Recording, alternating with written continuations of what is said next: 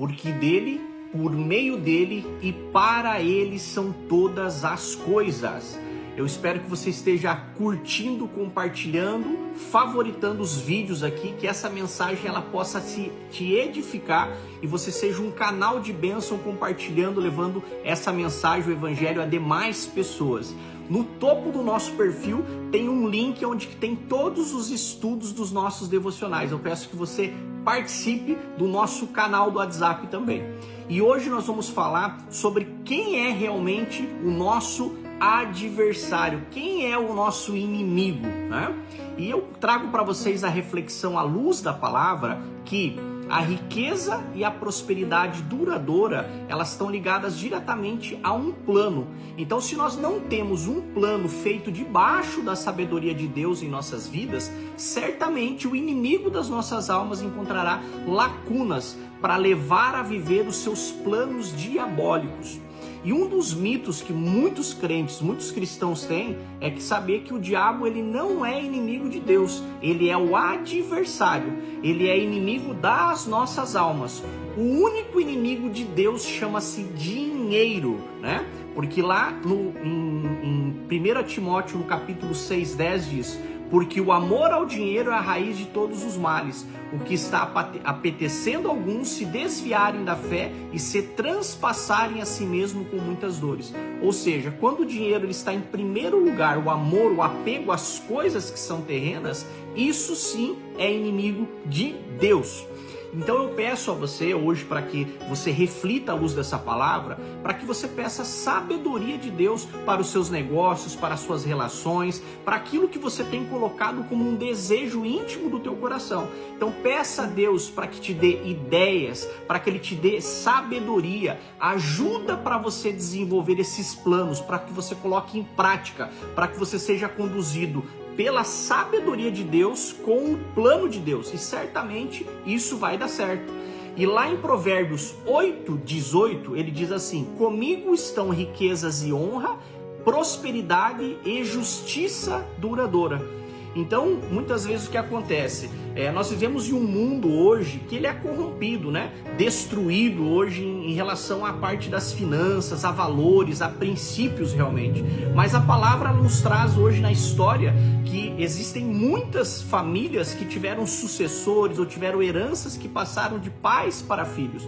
E tudo isso, a gente for pegar a história da Bíblia, desde Abraão, né, o seu neto Jacó, onde foi José que foi o governador, né? Então você sabe que tem hoje em dia 2 ou 3 gerações acabam não passando isso para frente justamente pela quebra de princípios. E a luz da palavra também nos traz para refletir justamente sobre, primeiro de tudo, nós precisamos ter um plano bem elaborado. E esse plano, ele nos traz hoje informações para que realmente a gente faça uma reflexão, algumas perguntas, né? Que normalmente nós somos, todo plano ele está sujeito a circunstâncias, coisas que acontecem com você, coisas que acontecem para você, né? A gente já falou sobre se você está passando por problemas ou você está passando por processos, né? Definir isso vai fazer você se libertar da ansiedade, do imediatismo, né? E a pergunta-chave é assim: quanto tempo eu tenho nessa terra? Hoje a expectativa de vida 70, 80 anos para que a gente tenha energia, né? Como nós viveremos, né? Como nós iremos terminar a nossa vida? Então os planos bem elaborados, eles nos trazem prosperidade. E sobre os nossos ganhos, muitas vezes nós precisamos ter planos exatamente sobre as nossas finanças, né? Se você não tem um plano, você se torna refém do plano dos outros. Então, muitas vezes assim, quando a gente fala de finanças, né? Tem muitas pessoas que gostam de comprar parcelado, tem aquela ansiedade de ter antes de ser e fazer, né, as coisas. Então, a gente acaba sendo movido por várias situações pela questão do imediatismo. Então, eu trago a você a reflexão de hoje para que Deus te dê planos elaborados para que você tenha ganhos e para que essas finanças sejam um motivo de bênção e prosperidade. Você não fique aprisionado, ansioso por coisas, né? A gente tem muitas pessoas que gostam de parcelar em 24, 36, 48 vezes, fica aquela mundaréu de parcelas, a gente acaba ficando prisioneiro daquilo que era para ser algo bom, acaba se tornando algo ruim nas nossas finanças. E eu quero trazer para você uma reflexão de uma frase que fala assim: toda a pressa em fazer a riqueza, ela tende a ser traída pela ganância e pela avareza. Então, nós precisamos ter o tratamento de Deus na nossa mente, para que o propósito de Deus, porque realmente assim, lá que nós falamos lá no início, o inimigo de Deus é o dinheiro, e o inimigo das nossas almas é Satanás, né? Então, e justamente hoje, o dinheiro para nós que somos servos de Deus, ele tem que servir a um propósito maior. Então, esse dinheiro ele tem que ser bênção para você. E muitas vezes as pessoas elas adquirem aí pela pressa, pela ganância, pela avareza, um vício emocional. Que muitas vezes você viu aquela pessoa que ganhou riquezas, ganhou heranças inesperadas, um alto valor. Muitas vezes essas pessoas abandonam família, casamentos, né, caem em golpes, ou seja, eles são movidos aí pelo dinheiro. Então, algo frutífero sempre será fundamentado hoje, né? Com alguns propósitos, onde que Deus fala assim, lá em Provérbios 21:5, que é bem interessante a gente ler, fala assim, ó, os planos bem elaborados levam à fartura, mas o apressado sempre acabará na miséria, né?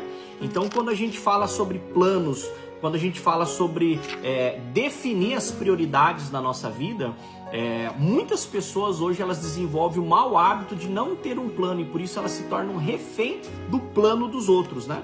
E toda essa pressa que a gente envolve aí, voltado à avareza, sobre as questões aí que envolvem o que a gente estava conversando agora em relação à ganância, né? Lá em Salmo 1 também diz assim que bem-sucedido, toda pessoa que é bem-sucedida, ela tem raízes profundas.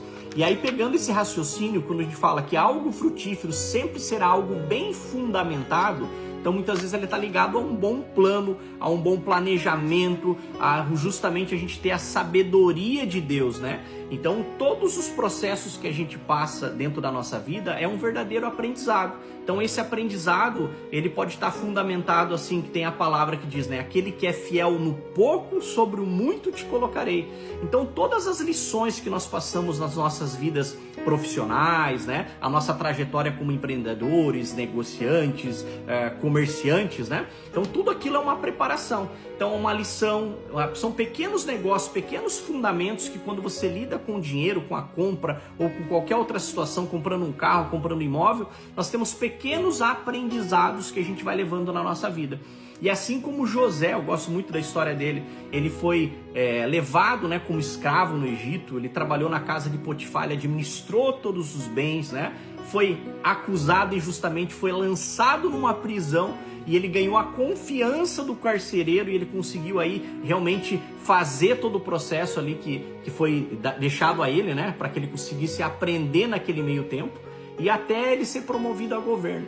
Engraçado na história de José, né, que dentro do processo que ele passou, ele viveu vários problemas, mas ele passou por vários processos. No Egito tinha duas prisões, uma que era de estrangeiros, né, e a outra que era dos egípcios. E José ficou 13 anos entre ele ser escravo, né, vendido como escravo, e assumiu o governo. Então, nesses 13 anos foi uma preparação. E o que é interessante hoje, que muito fala que ele foi na prisão, na verdade ele foi matriculado na maior escola de idiomas do planeta Terra, né, na época, porque ele aprendeu o idioma de todos os estrangeiros, para que no momento que ele foi exaltado, colocado como governador, ele pudesse exercer o papel de domínio, de liderança, de toda a estratégia que Deus colocou na vida dele, né? Então eu desejo hoje, nosso devocional, que você tenha prosperidade para você enriquecer, mas que seja dentro do caráter de Deus, tá? Porque o que acontece, toda a questão de prosperidade e enriquecimento, se você não tiver o teu caráter trabalhado, existem muitas pessoas que tiram vantagens, né? Patrão, empregado, o comércio versus o comprador. Então, tirar vantagem não faz parte hoje de você prosperar com sabedoria. Então, a minha oração, a minha declaração de fé é para que Deus te dê prosperidade, para que Deus te dê ideias, para que Deus te dê sabedoria, para que você coloque o dinheiro para que ele sirva a um propósito. Pai, eu declaro, Senhor, nesse devocional, Senhor, um novo tempo, Senhor, que a prosperidade, as bênçãos, Senhor, as ideias, Senhor, os planos, Senhor, não sejam nossos, mas sejam de acordo com a Tua vontade, Senhor. Cumpra em nós os Teus desígnios nesse dia, em nome de Jesus. Deus te abençoe, poderosamente. Então que a sabedoria de Deus no plano perfeito debaixo aqui dessa terra seja alcançado sobre todas as áreas da sua vida. Deus te abençoe, ótimo dia, mova-se!